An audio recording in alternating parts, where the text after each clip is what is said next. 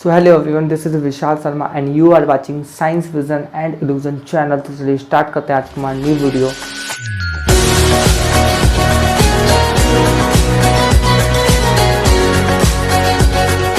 तो मैंने आपको कैटायंस और एनायंस, एनोड और कैथोड के बारे में बता दिया है, बट मैं आपको एक बार और ट्राई करता हूँ ताकि आपको बेटरली समझ में आ जाए, क्योंकि बच्चे सबसे ज़्यादा इसमें ही कंफ्यूज रहते हैं और ये सबसे कंफ्यूजिंग टॉपिक रहता है। अगर आप यहाँ पे अच्छी तरह बेटरली समझ जाते हैं तो आपको कोई प्रॉब्लम नहीं होगी और आई होप आपको पूरे लाइफ टाइम तक ये लर्न रहेगा ये टॉपिक। ओके, बिकॉज ऑफ सबसे ज़्यादा डिफिकल्ट उनको इस वजह से लगता है क्योंकि कुछ कंफ्यूजन हो जाती है, जिनकी वजह से उनके कुछ क्वेश्चन आंसर गलत हो जाते हैं। जब क्वेश्चन आंसर गलत हो जाते हैं तो उनका कॉन्फिडेंस भी लो हो जाता है। तो चलिए इसके बारे में एक बार और बात कर लेते हैं, और मैं थोड़ा सा टाइम जरूर लूंगा, लेकिन हाँ इस टॉपिक को मैं पूरा क्लियर करने का ट्राई करूंगा। बट फिर भी अगर आपका क्लियर नहीं होता है तो हाँ, मैं सारे कमेंट पढ़ता हूँ, मुझे कमेंट करके जरूर बताइएगा, मैं आपका कमेंट का जरूर रिप्लाई भी दूंगा और आपके कमेंट पे वीडियो भी बनाऊंगा। ओके, तो देखिए, जब हम बैटरी ये देख रहे हैं आप, अब कैथोड और एनोड में सबसे ज्यादा प्रॉब्लम्स होती हैं कि कैथोड क्या होता है, एनोड क्या होता है और एनायंस क्या होता है, कैटायंस क्या होता है। देखिए, कैटायन और एनायंस,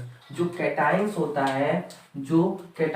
है, और एनायंस होता है, ये जो कैटायंस है और ये जो एनायंस है, ये कौन बनाता है, ये इलेक्ट्रोलाइट बनाता है। ये मैंने यहाँ पे लिखा भी हुआ है, ये देखिए, इलेक्ट्रोलाइट क्या बनाता है, एनायंस बनाता है और कैटायंस बनाता है। इलेक्ट्रोलाइट क्या बनाता है, कैटायंस और एनायंस बनाता है। एनायंस कैसा होता है, नेगेटिव होता है, ये एनायंस लिखा हुआ है, एनायंस कैसा होता है, नेगेटिव होता है, और कैटायंस कैसा होता है, पॉजिटिव होता है। ठीक है, वहीं जो हम इलेक्ट्रोड लेते हैं जो कि मेटल का बना हुआ होता है, इलेक्ट्रोलाइट आपको पता है। ठीक है, तो अगर आपने पूरा वीडियो देखा हुआ तो आपको इलेक्ट्रोलाइट पता होगा। ओके, फिर जो हम इलेक्ट्रोड लेते हैं, यानी कि जो प्लेट लेते हैं या जो मेटल की जो भी प्लेट लेते हैं या रॉड लेते हैं, वो क्या होता है, उसमें जो पॉजिटिव होता है उसको हम एनोड कहते हैं और जो नेगेटिव होता है उसको हम कैथोड कहते हैं। ठीक है, कैथोड और नेगेटिव के नीचे डेफिनेशन लिखी हुई है, अभी मैं आपको बता दूंगा। अभी आप ये देखिए कि यानी कि जो इलेक्ट्रोड का पॉजिटिव होता है उसे हम लोग क्या कहते हैं, एनोड कहते हैं, और जो इलेक्ट्रोड का नेगेटिव होता है उसे हम लोग कैथोड कहते हैं। अब देखिए, आपको पता है सेम चार्ज क्या करते हैं, रिपल्स करते हैं, और जब रिपल्स करते हैं प्लस माइनस, अगर आप प्लस माइनस अगर उसमें तार में जोड़ दोगे क्या होगा, शॉर्ट सर्किट हो जाएगा कि नहीं हो जाएगा।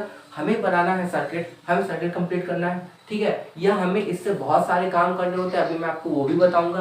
अभी मैं सारी चीजें बताऊंगा, बिल्कुल परेशान होने की जरूरत नहीं है। अभी मैं सिर्फ आपको ये समझा रहा हूँ, तो पहले आप ये समझ लीजिए। ओके, तो देखिए, ये एनोड है, ये प्लस का था, और ये एनाइन है, ये माइनस का था। देखिए, नाम ए से स्टार्ट हो रहा है और चार्ज अपोजिट है, यानी कि ये क्या करेगा, एक दूसरे को अट्रैक्ट करेगा। यही मैंने आपको इस फिगर में समझाया हुआ है। क्या समझाया हुआ है, देखिए मैंने क्या समझाया हुआ है, ये है एक इलेक्ट्रोड, ये है दूसरा इलेक्ट्रोड, समझ में आ रहा है।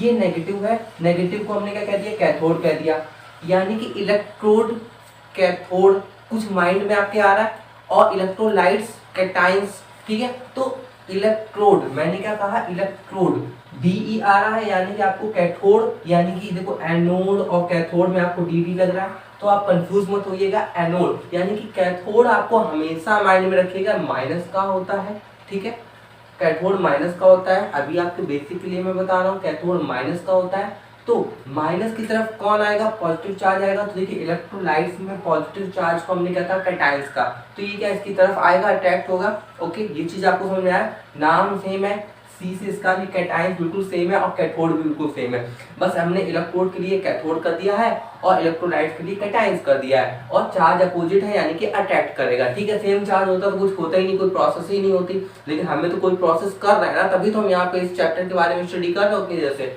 और ये क्या है, ये भी एक इलेक्ट्रोड है। ठीक है, इसका नाम क्या है, एनोड है, यानी कि एनोड यानी कि ये बैटरी के पॉजिटिव टर्मिनल से क्या हुआ, जुड़ा हुआ है। ठीक है, अब ये देखिए, ये एनोड है, ए से स्टार्ट हो रहा है, डी लगा है, मतलब क्या है, इलेक्ट्रोड है। इलेक्ट्रोड की स्पेलिंग क्या होती है, ELECTRODE, इलेक्ट्रोड। डी लास्ट में इसमें भी आता है, डी इसमें भी आ रहा है, आपको पहचान में आ जाएगा। एनोड बोल रहा है तो मतलब क्या है, वो इलेक्ट्रोलाइट्स का पॉजिटिव पार्ट है। ठीक है, कैथोड पूछ रहा है, कैथोड कह रहा है क्या है, यानी कि वो इलेक्ट्रोड का क्या है, नेगेटिव पार्ट है। ओके, नेगेटिव टर्मिनल से जुड़ा हुआ है, बैटरी के नेगेटिव टर्मिनल से जुड़ा हुआ है। और एनाइंस क्या होता है, देखो एनोड भी वही है, एनाइंस भी वही है, बस ये क्या इलेक्ट्रोलाइट्स का पार्ट है। ठीक है, ये नेगेटिव होता है, एनाइंस कैसा होता है, नेगेटिव होता है, एनोड कैसा होता है, पॉजिटिव होता है। तो ये क्या करेगा, इसको अपनी तरफ अट्रैक्ट करेगा। यहाँ पे प्रोसेस हो रही है, ठीक है, आपको ये पूरा समझ में आया। एनोड, एनाइंस, कैथोड, कैटाइंस क्या होता है, बिल्कुल सिंपली मैंने समझाने का ट्राई किया, बट मैंने आपको फिर भी कहा कि अगर आपको फिर भी नहीं समझ में आता तो आप मुझे कमेंट करके बता सकते हैं, ठीक है। चलिए अब ये देखते हैं कैथोड क्या होता है। अगर आपको लिखने को आ गया तो आप कैसे लिखेंगे, the electrode connected to the negative terminal of cell, यानी कि वो इलेक्ट्रोड, द इलेक्ट्रोड कनेक्टेड, जो कि क्या होता है, कनेक्टेड होता है to the negative terminal of the battery is called cathode. ये देखिए नेगेटिव टर्मिनल से जुड़ा हुआ है, ये बैटरी के नेगेटिव टर्मिनल से जुड़ा हुआ है, यानी कि इसको क्या करेंगे, कैथोड कहेंगे, ठीक है। ये है इलेक्ट्रोड जो कि बैटरी यहाँ बैटरी जुड़ी हुई होगी तो बैटरी के नेगेटिव टर्मिनल से जुड़ा हुआ होता है, उसे हम लोग क्या कहते हैं, कैथोड कहते हैं। यानी कि वो इलेक्ट्रोड जो बैटरी के नेगेटिव टर्मिनल से जुड़ा हुआ होता है उसे क्या कहते हैं, हम कैथोड कहते हैं। आप पहचान सकते हो, DE से पहचान सकते हो, ये मेरा बनाया हुआ फॉर्मूला है, बहुत खराब है बट हाँ याद करने के लिए बहुत सही है। उसके बाद एनोड, DE लास्ट में इसमें भी आता है, तो वही चीज है, electrode connected to the positive terminal of the cell battery is called anode, यानी कि वो इलेक्ट्रोड जो बैटरी के पॉजिटिव टर्मिनल से जुड़ा हुआ होता है उसे हम लोग क्या कहते हैं, एनोड कहते हैं। तो आई होप आपको ये समझ में आया हो। तो जैसा कि मैंने कैटायंस और एनायंस करके सारे जो टर्म थे वो मैंने समझ लिए थे। इलेक्ट्रोड क्या होता है, एनोड क्या होता है, कैथोड क्या होता है, कैटायंस क्या होता है, एनायंस क्या होता है, इलेक्ट्रोलाइट्स क्या होता है, नॉन इलेक्ट्रोलाइट्स क्या होता है, मैंने सारे टर्म आपको समझा दिए थे, ठीक है। और उसके बाद अब हमने कहा था उस जो पिछले वाले मतलब अभी जो पढ़ा रहा था मैं, तो मैंने आपसे क्या कहा था कि मैं क्या काम हो रहा है ये मैं भी बाद में बात करता हूँ। तो क्या काम हो रहा है, ये जो प्रोसेस हम कर रहे हैं इससे क्या कुछ हो रहा है, चलिए इसके बारे में थोड़ा सा बात करते हैं। थोड़ी सी एक हेडिंग और है जो कि बहुत ज़्यादा इंपॉर्टेंट है, उसको लेते हैं और उसके थ्रू चलते हैं। क्या है, chemical effect of electric current. Chemical effect of electric current मतलब क्या है कि जब हम पूरे सर्किट में, अब हमारा सर्किट बनकर तैयार हो गया, उसमें जो जो भी चीजें थी वो उन सब चीजों के बारे में मैंने बात कर लिया, ठीक है। अब हम देखते हैं कि chemical effect of electric current, यानी कि जब हम उस सर्किट में से इलेक्ट्रिसिटी को फ्लो करवाते हैं, ठीक है। हमारा सर्किट बनकर तैयार हो गया, सब कुछ हमने तैयार कर दिया एक, ठीक है। अब हम जब उसमें से इलेक्ट्रिसिटी को फ्लो करवाते हैं तो केमिकल में क्या चेंजेस आते हैं, ओके। हमारा जो केमिकल है उसमें क्या चेंजेस आते हैं जब हम इलेक्ट्रिसिटी को फ्लो करवाते हैं। जब हम इलेक्ट्रिक करंट को फ्लो करवाते हैं तो हमारा जो केमिकल में इफेक्ट है वो क्या होता है, the phenomena of causing chemical changes, यानी कि chemical changes by passing electricity through a conducting solution is called chemical effect of electric current. मतलब the phenomena of causing chemical changes by passing electricity through a conducting solution. मतलब जब क्या होता है, जब हम इलेक्ट्रिसिटी को क्या करवाते हैं, उस सॉल्यूशन में से फ्लो करवाते हैं तो क्या होता है, कुछ केमिकल चेंजेस होते हैं। अब केमिकल चेंजेस होते हैं तो उसी केमिकल चेंजेस को हमने क्या कह दिया, chemical effect of electric current कह दिया, ठीक है। अब आपको ये तो पता होना चाहिए कि कैसे कैसे हमें कैसे पता चलेगा कि केमिकल चेंजेस हो रहे हैं। भाई जब किसी चीज में कोई चेंजेस होते हैं, कोई भी चीज में, आप कोई भी चीज जब बनाते हो, मान लीजिए आप कोई चीज घर में बनाने के लिए लाए, ठीक है, तो आप जब देखते हो तो आप देखते हो ना कोई चीज, जैसे मान लो चॉकलेट का आपने प्रोडक्शन देखा टीवी पर कि कैसे हो रहा है, चॉकलेट कैसे बन रही है, तो पहले जब आपको दिखता है, या किसी कैंडी का देख लो या किसी भी चीज का देख लो, तो पहले आपको तो वो रॉ मटेरियल होता है, यानी कि कच्चा माल होता है, तो वो तो पहले तो जिस शेप में आप देखते हो उसको वैसा नहीं दिख रहा होता है, लेकिन जब वो धीरे धीरे बनता है तो उसका एक वही शेप बनता रहता है। तो रॉ मटेरियल का कलर अलग होगा और जो हमारा बन के जो भी हमारा प्रोडक्ट तैयार हुआ उसका कलर अलग होगा, वो ज्यादा अट्रैक्टिव होगा, तभी तो आप उसको खरीद के खाते हो, ठीक है, या ज्यादा स्वादिष्ट होगा। ऐसे मैं आपको एक एग्जांपल देके बात कर रहा हूँ कि मान लो आपने किसी चीज का प्रोडक्शन देखा, आप यानी कि चेयर की बात कर रहे हो, ठीक है, चेयर बनना आप देख रहे हो, तो चेयर बनने में लकड़ी जो आती है वो क्या अच्छी लगती है, नहीं, वो तो आप नॉर्मल देखते रहते हो। और आप लकड़ी को इतना महंगा खरीदोगे क्या, जितना महंगा लकड़ी की चेयर खरीद रहे हो, नहीं खरीदोगे, उतनी महंगी आप लकड़ी को नहीं खरीदोगे। लेकिन जब देखते हो क्या होता है कि जब उसको काटा पीटा जाता है और बिल्कुल सही से बना के बिल्कुल चेयर बना के दिया जाता है, तब आप उसकी तरफ अट्रैक्ट होते हो ना बहुत ज्यादा। तो आपने क्या, देखिए वहां पे शेप चेंज हो रहा है, वो एक अलग प्रोसेस है। बस मैं आपको केवल एक माइंडसेट देना चाहता था कि आप वहां तक उस नजरिए से देख सको, ठीक है। तो यहाँ पे भी कुछ चेंजेस हो रहा है, ठीक है। आप कोई भी काम करते हो, तो जब आप कोई भी मतलब मैगी बनाने जाते हो तो क्या वो पहले से येलो येलो दिखती है? मैगी बनने के बाद हमको अच्छी दिखती है ना, पहले से तो वैसी नहीं दिखती, पहले तो उसका कलर चेंज होता है, लेकिन जब वो बन के तैयार होती है तब उसका कलर अलग होता है ना। तो वही चीज़ मैं बात कर रहा हूँ। अब हमको कैसे पता चलेगा कि हाँ यहाँ पे केमिकल चेंजेस हो रहा है? हमको भी तो पता चलने के लिए कोई ना कुछ चीज़ चाहिए ना।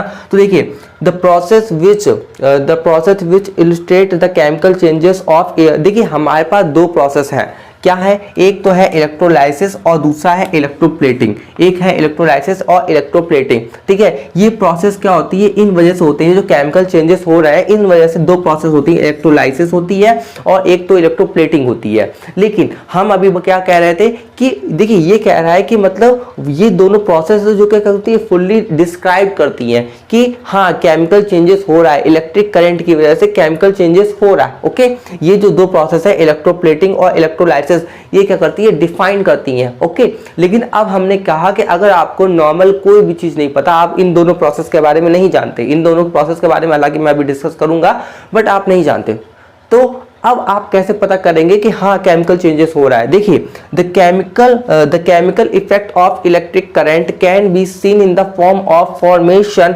बबल्स। यानी कि जो सॉल्यूशन होगा जब हम उसमें इलेक्ट्रिसिटी को फ्लो करेंगे तो उसमें क्या होता है? बबल्स का फॉर्मेशन, यानी कि बुलबुले उठने लगते। देखा होगा आपने बुलबुले, मतलब इसका मतलब क्या है?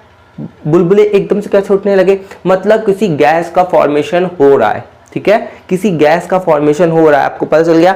यानी कि the chemical effect of electric current can be seen in the form of formation of bubbles due to production of gases. मतलब ये जो बबल्स का फॉर्मेशन हो रहा है, ये जो फॉर्मेशन ऑफ बबल्स हो रहा है, ये जो फॉर्मेशन हो रहा है वो किसकी वजह से होता है? Due to production of gases. यानी कि गैसेस के प्रोडक्शन की वजह से ये क्या हो रहा है? बबल्स का फॉर्मेशन हो रहा है। चेंज इन द कलर में चेंजमेंट आ रही है, ये तो आपको पता ही होगा कि जब आप क्या करते हो, केमिकल रिएक्शन करते हो, तो केमिकल रिएक्शन में क्या होता है? कलर में चेंजमेंट आता है, साइज में चेंजमेंट आता है, ठीक है, प्रेसिपिटेट फॉर्म हो जाता है। तो वही चीज यहाँ पे भी हो रही है। मैंने आपको क्या बताया था? कैटाइंस क्या होते हैं? कैथोड की तरफ मतलब क्या होते हैं? अट्रैक्ट होते हैं, क्योंकि कैथोड माइनस होता है, कैटाइंस प्लस होते हैं, ठीक है। ये तो चीज पता है ना, कैथोड और कैटाइंस की अभी हम बात करके आए हैं। तो कैथोड क्या होता है? प्लस होता है, और कैटाइंस क्या होता है? माइनस होता है। सॉरी, कैथोड माइनस होता है, कैटाइंस प्लस होता है। तो जब ये अपोजिट चार्ज जब एक दूसरे की तरफ अटैक करते हैं तो क्या होता है? उस पर क्या होता है? जमा हो जाता है, डिपॉजिट हो जाते हैं उस इलेक्ट्रोड के ऊपर। जैसे ये इलेक्ट्रोड है, ठीक है, ये क्या है? ये इस इलेक्ट्रोड का मैंने नाम दे दिया कैथोड। कैथोड कैसा होता है? मैं लिख नहीं रहा हूं। कैथोड कैसा होता है? कैथोड होता है आपका नेगेटिव। तो इसकी तरफ क्या इलेक्ट्रोलाइट्स जो होगा, तो इलेक्ट्रोलाइट्स क्या होगा? इसका जितना भी नेगेटिव पॉजिटिव चार्ज होगा, यानी कि कैटाइंस क्या होता है? पॉजिटिव होता है। तो वो क्या होगा? इसकी तरफ जमा हो जाएगा और प्रेसिपिटेट बना लेगा, ठीक है। तो हमने क्या देखा कि मान लो जो भी हमारा उसमें था, अगर उसमें प्रेसिपिटेट का फॉर्मेशन हो रहा है, बबल्स बन रहे हैं या कलर में चेंजमेंट आ रहा है, जो इलेक्ट्रोलाइटिक मतलब इलेक्ट्रोलाइट्स क्या होता है? जो हमें सॉल्यूशन के फॉर्म में हम जिसको लेते हैं, ठीक है, तो उसमें अगर कलर में चेंजमेंट आ रहा है, बबल्स बन रहे हैं या हमारे क्या प्रेसिपिटेट मिल रहा है, तो वो क्या हो रहा है? तो उसमें क्या हो रहा है? केमिकल चेंजेस हो रहे हैं। तो आपको आई होप ये समझ में आ गया हो chemical effect of electric current, मतलब इलेक्ट्रिक करंट की वजह से क्या केमिकल इफेक्ट होते हैं, ठीक है। इनसे हमारी दो प्रोसेस कंप्लीट होती है, एक तो इलेक्ट्रोलाइसिस कंप्लीट होती है, एक इलेक्ट्रोप्लेटिंग कंप्लीट होती है, जो कि क्या इलेक्ट्रोप्लेटिंग और इलेक्ट्रोलाइसिस क्या करती है? फुल्ली डिस्क्राइब करती हैं कि कैसे इलेक्ट्रिक करंट के फ्लो होने से केमिकल चेंजेस हो रहे हैं, ठीक है, जिनके बारे में अभी हम डिस्क्राइब करने वाले हैं। बट हम नॉर्मल कैसे देख सकते हैं? तो the chemical effect of electric current, जब हम किसी भी केमिकल उसमें सर्किट में जब हम इलेक्ट्रिसिटी को फ्लो करते हैं तो हमें कैसे पता चले कि हाँ कुछ केमिकल चेंजेस भी हो रहे हैं? तो हम क्या करते हैं कि हम क्या देखते हैं कि उसमें बबल्स का फॉर्मेशन होने लगता है, इलेक्ट्रोलाइटिक जो सॉल्यूशन होता है उसमें क्या होता है? कलर चेंजमेंट होने लगता है और प्रेसिपिटेट फॉर्मेशन होने लगता है। तो चलिए हम जो हमने केमिकल इफेक्ट पढ़ा था कि इलेक्ट्रिसिटी के फ्लो होने से क्या केमिकल इफेक्ट होते हैं, जिसमें मैंने आपको दो पॉइंट बताए थे। एक क्या बताया था? इलेक्ट्रोलाइसिस बताया था, दूसरा क्या बताया था? इलेक्ट्रोप्लेटिंग बताया था। तो उनमें से एक पॉइंट यानी कि इलेक्ट्रोलाइसिस के बारे में पढ़ लेते हैं कि इलेक्ट्रोलाइसिस क्या होता है, इसका यूज क्या होता है, ठीक है। When electricity current passes through a conducting solution, तो था ना मेरे पास था कि नहीं, हमने सारा कंडक्टिंग सॉल्यूशन ही तो रखा था। इलेक्ट्रोड मेटल का बना हुआ है, मेटल क्या करती है, इलेक्ट्रिसिटी को फ्लो करती है, जनरली फॉर्म में करती कि नहीं करती है। और हमने क्या किया था, इलेक्ट्रोलाइट को सॉल्यूशन लिया था, यानी कि वो भी क्या कहता है, आयंस के फॉर्म में इलेक्ट्रिसिटी का फ्लो करता है। यानी कि तभी कहा गया है when electric current passes through a conducting solution, जब इलेक्ट्रिक करंट को क्या किया जाता है, पास किया जाता है थ्रू अ कंडक्टिंग सॉल्यूशन, जब कंडक्टिंग सॉल्यूशन से इसको पास किया जाता है तो क्या कर देता है, ये क्या कर देता है, डिकम्पोज कर देता है। क्या कर देता है, डिकम्पोज कर देता है। डिकम्पोज मतलब टूट जाना, विघटित हो जाना। आपको पता ही होगा, हिंदी वालों को नहीं पता तो मैं बता दूं कि क्या होता है, टूट जाना। कुछ फिजिकल एंड केमिकल प्रोसेस के थ्रू क्या करना, उस चीज को डिकम्पोज करना, यानी कि उसको विघटित कर देना या तोड़ देना। तो डिकम्पोज द सॉल्यूशन वो क्या कर देता है, जब हम इलेक्ट्रिसिटी को कंडक्टिंग सॉल्यूशन के थ्रू क्या कर देते हैं कि इलेक्ट्रिसिटी को कंडक्टिंग सॉल्यूशन के थ्रू मतलब वो प्रवाहित करते हैं या कंडक्ट करते हैं, ठीक है। जब उसको पासिस करते हैं, जब हम इलेक्ट्रिसिटी को कंडक्टिंग सॉल्यूशन के थ्रू पास करते हैं तो वो क्या कर देती है, डिकम्पोज कर देती है। किसको डिकम्पोज कर देती है, जो सॉल्यूशन होता है यानी कि जो इलेक्ट्रोलाइट्स होता है उसको डिकम्पोज कर देती है। The process by which can electrolyte is decompose, ठीक है। तो हमारा सॉल्यूशन क्या था, वही तो था इलेक्ट्रोलाइट, सॉल्यूशन इलेक्ट्रोलाइट ही तो था जो सॉल्यूशन के फॉर्म में था। तो इलेक्ट्रोलाइट क्या हो जाता है, डिकम्पोज हो जाता है। With the help of electricity is called electrolysis. यानी कि सिंपल वर्ड्स में देखिए, ये आपके सामने पूरा लिखा हुआ है, आप चाहें तो पढ़ सकते हैं, आप अपने एग्जाम में लिख सकते हैं। मैं आप हट जाता हूं, आप अपना स्क्रीनशॉट कर लीजिए इसका, ठीक है। इसमें आपको ये बताया गया है कि वो प्रोसेस इलेक्ट्रोलाइसिस में मेनली फॉर ये बताया गया है कि वो प्रोसेस जब हम इलेक्ट्रिसिटी को एक कंडक्टिंग सॉल्यूशन के थ्रू क्या कर देते हैं, पास करते हैं, तो क्या हो जाता है, जो इलेक्ट्रोलाइट्स होता है यानी कि जो लिक्विड फॉर्म में होता है, जो लिक्विड फॉर्म में प्रेजेंट होता है, वो क्या हो जाता है, डिकम्पोज हो जाता है, टूट जाता है। तो जो डिकम्पोज की प्रोसेस होती है उसी को क्या कर, ये जो मतलब जो डिकम्पोज की प्रोसेस है इलेक्ट्रिसिटी की हेल्प से, उसे ही हम लोग क्या कहते हैं, इलेक्ट्रोलाइसिस कहते हैं। मतलब कोई आपके पास सॉल्यूशन, आपने पूरा सर्किट तैयार कर लिया, ठीक है, कंडक्टिंग सॉल्यूशन तैयार कर दिया, अब उसमें से इलेक्ट्रिसिटी को आपने फ्लो किया। जैसे ही आपने इलेक्ट्रिसिटी को फ्लो किया तो थोड़ी देर बाद आप क्या देखते हैं, जो भी हमारा कंडक्टिंग सॉल्यूशन था, हाँ लिक्विड था यानी कि इलेक्ट्रोलाइट्स था, उसके यही सब नाम है, ठीक है, इलेक्ट्रोलाइट्स था, वो क्या हो जाता है, डिकम्पोज हो जाता है। बस इसी को हमने क्या बोल दिया, इलेक्ट्रोलाइसिस बोल दिया। समझ में आ गया, कोई डिफिकल्ट नहीं, ठीक है। एक एग्जांपल और ले लेते हैं बस, ठीक है। तो when electricity is passes through acidic water, ठीक है, जब इलेक्ट्रिसिटी को हमने क्या किया, पास किया, किसमें से पास किया, एसिडिक वाटर में से पास किया, it decompose hydrogen and oxygen gases. Water आपको पता ही है H2O होता है, इसमें हाइड्रोजन और ऑक्सीजन ही तो होती है। तो जब हमने इलेक्ट्रिसिटी को एसिडिक वाटर फॉर्म में से पास किया तो क्या उसने क्या कर दिया, हाइड्रोजन और ऑक्सीजन में वो क्या कर दिया, डिकम्पोज कर दिया, ठीक है। ये देखिए, electrolysis of water can be describe by the following reaction. ये रिएक्शन करके भी दिखा दिए इन लोगों ने। वाटर में से क्या किया, जब हमने मतलब इलेक्ट्रिसिटी को फ्लो किया, यहाँ पे जब हम इलेक्ट्रिसिटी को फ्लो करेंगे, इलेक्ट्रिसिटी को जब हम फ्लो करेंगे तो क्या होगा, हाइड्रोजन और ऑक्सीजन में वो टूट जाएगी। यहाँ पे करके दिखाया गया, वाटर हमारा कैसा है, लिक्विड फॉर्म में, इसी वजह से मैंने यहाँ पे इसको L लिखा है। यहाँ पे गैसेस फॉर्म में, ये भी गैसेस फॉर्म में, तो मैंने यहाँ पे G लिखा है, ठीक है। ये 2 क्यों लगाया, देखिए अगर मैं 2 नहीं लगाता तो यहाँ पे क्या होती, O निकलती, केवल O निकलती, जबकि हम जनरली ऑक्सीजन कैसे देखते हैं, O2 के फॉर्म में देखते हैं। इस वजह से मैंने यहाँ पे 2 लगा दिया, ठीक है। बैलेंस करना, जो कि मैंने आपको काफी बार समझाया हुआ है, बैलेंस कैसे किया जाता है। तो जैसा कि हमने इलेक्ट्रोलाइसिस के बारे में समझ लिया है, तो अब हमें इसके कुछ यूजेस भी पता होने चाहिए, क्योंकि मैं हर बार आपसे कहता हूँ कि हम जो भी टॉपिक पढ़ते हैं हम उसका कुछ ना कुछ रिजल्ट चाहते हैं, ठीक है। आप अगर कोई भी सब्जेक्ट को पढ़ते हैं तो आप उसका रिजल्ट भी चाहते हैं कि हाँ मेरे अच्छे मार्क्स आए, अदरवाइज आप क्यों पढ़ रहे हैं, ठीक है। और हाँ, आप उससे बहुत चीज़ें चाहते हैं, आई नो डैट, आप उससे बहुत सारी चीज़ें चाहते हैं, बट नॉर्मल एक बच्चा जिसका पढ़ने में मन लगता है वो क्यों चाहता है, क्योंकि मैं पास हो जाऊँ, क्योंकि मैं, हालांकि कुछ बच्चे नहीं चाहते हैं, बट कुछ बच्चे ऐसा ही चाहते हैं कि वो पास होने के लिए पढ़ते हैं, तो उनको कुछ ना कुछ रिजल्ट चाहिए होता है। मेरा कहने का मीन्स ये है, आप भी पढ़ाई कर रहे हैं तो आपको रिजल्ट चाहिए होगा ना कुछ, हालांकि पास होने वाला नहीं, बल्कि और भी बहुत सारे कि मुझे नॉलेज चाहिए और बहुत सारे काम करने हैं मुझे इस पढ़ाई के हेल्प से, ठीक है। तो बहुत सारी चीज़ें चाहिए होती हैं। तो वैसे ही हम अगर इस टॉपिक को पढ़ रहे हैं तो हमारे कुछ मतलब कुछ यूजर्स होंगे कि हाँ मैं इसके क्या यूजर्स ले सकता हूँ। तो देखिए, क्योंकि हमको पता है कि इलेक्ट्रोलाइसिस क्या करता है, डिकम्पोज करता है, हमको क्या पता है, हमको पता है कि इलेक्ट्रोलाइसिस क्या करता है, डिकम्पोज करता है। तो the method of electrolysis is used in industry for the production of many metal, यानी कि इसका यूज कहाँ होता है, बहुत सारी इंडस्ट्री में होता है मेटल के फॉर्मेशन के लिए एंड नॉन मेटल, ठीक है, यानी कि बहुत सारी इंडस्ट्री में इसका यूज होता है मेटल एंड नॉन मेटल के प्रोडक्शन के लिए, सच एज एल्युमिनियम हो गया, एल्युमिनियम हो गया। देखिए ये बहुत इंटरेस्टिंग टॉपिक है कि एल्युमिनियम का फॉर्मेशन हो गया, मैग्नीशियम हो गया, क्लोरीन हो गया, फ्लोरीन हो गया।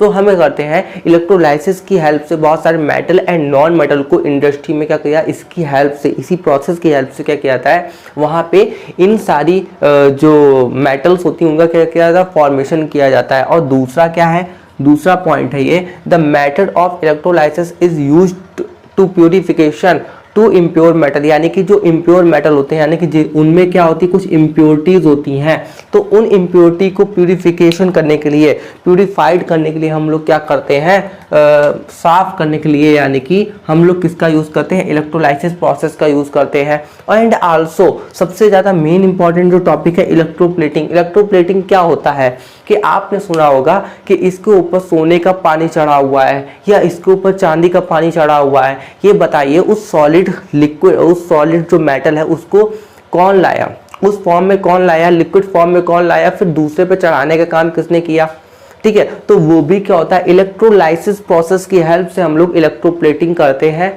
क्योंकि हर चीज़ तो उतनी ज़्यादा अट्रैक्टिव तो लगती नहीं है। तो हम क्या करते हैं, इलेक्ट्रोलाइसिस की हेल्प से, जिस प्रोसेस को इलेक्ट्रोप्लेटिंग कहते हैं, जब हम एक मेटल के ऊपर दूसरे मेटल की क्या करते हैं, लेयर चढ़ाते हैं, ठीक है। आपने बहुत सारी गिफ्ट पैकेजिंग में देखा होगा और बहुत सारे आपने चीज़ों को देखा होगा, बहुत सारे ऐसे आइटम देखे होंगे जो सोने के नहीं होते बट सोने जैसे दिखते हैं, ठीक है। तो वो किसकी वजह से होता है, इलेक्ट्रोप्लेटिंग। और इलेक्ट्रोप्लेटिंग में हम किसका यूज़ करते हैं, इलेक्ट्रोलाइसिस प्रोसेस का यूज़ करते हैं। तो ये टॉपिक आई होप आपको समझ में आ गया हो। अब मैं बात करने वाला हूं इलेक्ट्रोप्लेटिंग के बारे में। क्या होती है इलेक्ट्रोप्लेटिंग? देखिए इसको, ये जो प्रोसेस है वो बहुत ही ज़्यादा सरल है, बहुत ही ज़्यादा सरल प्रोसेस है, जिसको आपको मतलब बहुत ही जल्दी समझ में आ जाएगा। देखिए फॉर डेकोरेटिंग पर्पस, यानी कि ये आप क्या देखा होगा, आपने बहुत बार देखा होगा और लोग आपसे कहते भी होंगे कि इसके ऊपर इसका परत चढ़ी हुई है, इसका ऊपर इसका परत चढ़ा दी गई है। तो आपके मन में कभी ना कभी तो ये क्वेश्चन आया ही होगा कि आखिर हम ये परत को चढ़ा कैसे सकते हैं, कौन सी प्रोसेस के थ्रू, हाँ, कि हम ये सारा काम कर सकते हैं। तो आज मैं उसी के बारे में बात करने वाला हूँ। वो जो प्रोसेस का नाम है वो आप इस चैप्टर में पढ़ेंगे, यानी कि chemical effect of electric current में पढ़ेंगे, जहां पर इलेक्ट्रिक करंट और केमिकल इफेक्ट दोनों क्या करते हैं दोनों ही वर्क करते हैं, और दोनों ही वर्क करके क्या करते हैं, इस प्रोसेस को कंप्लीट करते हैं। कैसे कंप्लीट करते हैं? देखिए इलेक्ट्रिक करंट और केमिकल इफेक्ट के बारे में तो मैं फुल्ली डिस्क्राइब कर चुका हूं अपनी दोनों वीडियो के अंदर। मतलब ये जो लास्ट वाली चल रही है और पहले वाली जो थी, उस दोनों वीडियो में मैंने क्या किया है, इसको पूरा डिस्क्राइब कर दिया है। अब मैं बात करता हूँ इलेक्ट्रोप्लेटिंग के बारे में। देखिए इलेक्ट्रोप्लेटिंग में क्या होता है, इलेक्ट्रोलाइसिस की हेल्प से, इलेक्ट्रोप्लेटिंग में इलेक्ट्रोलाइसिस जो प्रोसेस होती है, तो उसकी हेल्प से क्या किया जाता है, एक प्लेट की, यानी कि कोई एक मेटल होगा, कोई एक कंडक्टर मेटल होगा, जिसको ऊपर किसी दूसरे मेटल की क्या की जाती है, उसके ऊपर एक थिन लेयर लगाई जाती है या चढ़ाई जाती है, कोट की जाती है। कैसे कोट की जाती है और क्यों कोट की जाती है? देखिए क्यों कोट की जाती है, फॉर अ डेकोरेटिंग पर्पस। देखिए आपने काफी बार सोने की क्या देखी होगी, परत चढ़ी हुई देखी होगी, ठीक है। तो वो इसी प्रोसेस के थ्रू होती है। और प्रिवेंटिंग कोरोजन, मतलब कोरोजन से बचाने के लिए आपने देखा होगा कोई भी हमारा मेटल क्या करता है, जब मॉइस्चर से और ऑक्सीजन के साथ क्या कर लेता है, रिएक्शन कर लेता है, तो वो क्या करता है, कोरोजिंग के प्रोसेस को, यानी कि अपने आप में उसका क्षय होने लगता है, बेकार होने लगती है, यार नॉर्मल भाषा में कहूँ कि उसका क्या होता है, क्षय होने लगता है, उसकी सारी प्रॉपर्टीज चेंज हो जाती है, ठीक है। और वो क्या होते हैं, इन्वायरमेंट में अपने आप ही पड़े पड़े खराब हो जाती है, जैसे आपका लोहा, ठीक है, कि वो क्या होता है, जंग लगने नहीं लगता, रस्ट लगने लगती है, ठीक है। तो ये एक सरल एग्जांपल था कोरोजन का। कोरोजन को भी हालांकि मैंने पूरा डिस्क्राइब किया हुआ है, आप मेरे चैनल पे जाके उस वीडियो को देख सकते हैं। नॉन मेटल एंड मेटल में मैंने इसको पूरा डिस्क्राइब किया हुआ है, ओके। तो हम क्या करते हैं यहाँ पे, मैं इस कोरोजन के बारे में तो अब बात नहीं करने वाला, मैं सिंपली आपको एक चीज बता सकता हूँ कि जैसे लोहे में क्या होता है, जंग लगती है, तो उसे आप कोरोजिन कह सकते हैं, बट इस कोरोजिन को एक न्यू नेम दिया गया है लोहे में, क्योंकि बहुत ज्यादा मतलब ये फेमस था आप कह सकते हैं, या इसको क्या एक अलग नाम दिया है, रस्ट लगना। ठीक है, तो कोरोजिन मैंने आपको सिंपल समझाने का ट्राई किया है। ठीक है, तो कोरोजिन केवल लोहे में ही नहीं होती, बहुत सारे मेटल है उनमें कोरोजिन का प्रोसेस शो होती है, बहुत सारे सब्सटेंस है। तो कोरोजिन को रोकने के लिए हम लोग भी क्या करते हैं, इलेक्ट्रोप्लेटिंग का यूज करते हैं। तो क्या होती है electroplating? The process of depositing a thin layer of a metal on any conducting substance by the process of electrolysis. Electrolysis के बारे में मैं ऑलरेडी समझा चुका हूं, और मैं ये भी समझा चुका हूं कि जब इलेक्ट्रिक करंट हमारे केमिकल मतलब जो सब्सटेंस होता है उसमें जब कंडक्ट मतलब प्रवाहित किया जाता है या उसको भेजा जाता है, तो वो क्या क्या अपनी मतलब क्या क्या फंक्शन को शो करता है। तो वो मैं सारी ये चीजें बता चुका हूँ। इलेक्ट्रोलाइसिस क्या होती है तो आप जान सकते हैं। इसमें क्या होता है, एक थिन लेयर होती है जिसकी क्या होती है, जो क्या होती है कंडक्टिंग, वो जो सॉल्यूशन होता है उसके थ्रू क्या होता है दूसरे सब्सटेंस के ऊपर जो चढ़ जाती है उसे ही क्या कहते हैं, इलेक्ट्रोप्लेटिंग कहते हैं। ठीक है, आई होप आपको ये समझ में आया और आपने काफी बार सिल्वर और गोल्ड की इलेक्ट्रोप्लेटिंग देखी भी होगी। ओके, क्रोमियम की और निकिल की। देखिए सिल्वर और गोल्ड की तो आपने काफी बार देखी होगी ज्वेलरी और गिफ्ट आइटम में, सॉरी। और क्रोमियम की भी आपने देखी होगी। क्या होता है, ये क्या होता है, हार्ड जो स्क्रैचेस होते हैं ना, जैसे हम काफी चीजें ऐसी यूज करते हैं, फोन यूज करते हैं जो चमकदार बहुत होते हैं, और कार के पार्ट यूज करते हैं, जैसे ये कार के पार्ट हो गए, हाँ, और बाथरूम फिटिंग। तो इनमें क्या होता है, हम लोग काफी हार्डली टच करते हैं, एंड देन हमें क्या होता है, शाइनी सरफेस भी चाहिए होता है और हम काफी हार्डली टच भी करते हैं। तो हमें इन दोनों प्रॉब्लम से बचने के लिए हम लोग क्या करते हैं, क्रोमियम का यूज करते हैं। तो आई होप आपको ये लेक्चर समझ में आया हो, और मैं इसका क्या शॉर्ट टर्म वीडियो भी आपको देने वाला हूं जिसमें आपको मैं एक चार्ट के थ्रू समझाऊंगा। और आप मेरे चैनल को लाइक, कमेंट और सब्सक्राइब जरूर करिए। Thank you.